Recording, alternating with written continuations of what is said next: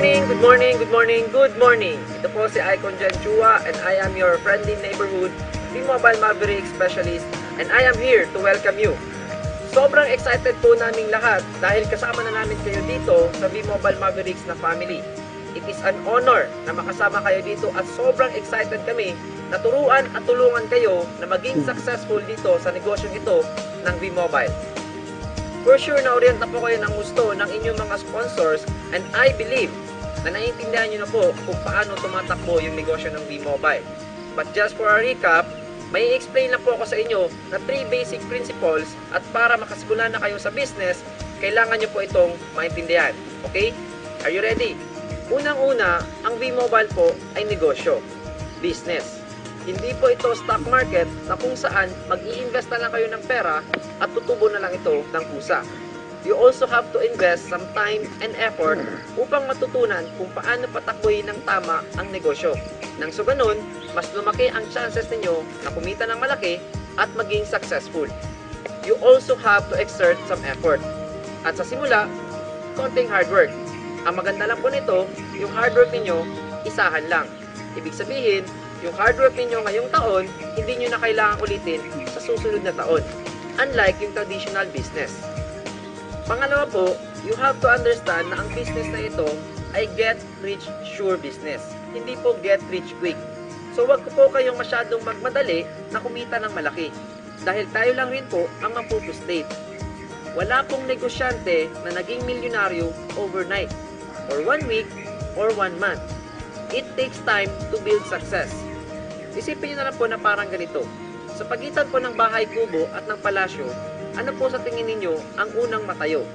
Yung palasyo o yung bahay kubo? Malamang yung bahay kubo. Dahil yung palasyo, malaki, maganda, and grande. Dito po sa V-Mobile, hindi po tayo nagpapatayo ng bahay kubo. Palasyo po. Palasyo para sa inyo at sa pamilya ninyo. Huwag po kayong mainip kung ang tagal dumating ng success ninyo. Because it takes years to build a palace and just days to build a hut. So ngayon, ano po ang gusto ninyo? Palasyo o bahay kubo? Pangatlo at ang pinaka-importante po sa lahat ay itong hihilingin ko. And sana, willing kayong ibigay sa akin. Okay? First, magtiwala po kayo sa company, kay V-Mobile. Magtiwala po kayo na ginagawa ng company natin ang lahat para sa kabubuti ng lahat ng members. At patuloy itong gumagawa ng paraan upang maging maganda ang benefits at ang services. Magtiwala po kayo sa idea na ini-endorse natin. Ito po ay ang consumer empowerment. Dahil ito ang pinaka-principle kung bakit naitayo ang V-Mobile. Second, magtiwala po kayo sa sponsor, uplines, and mentors ninyo. Magtiwala po kayo sa amin, sa Team Mavericks.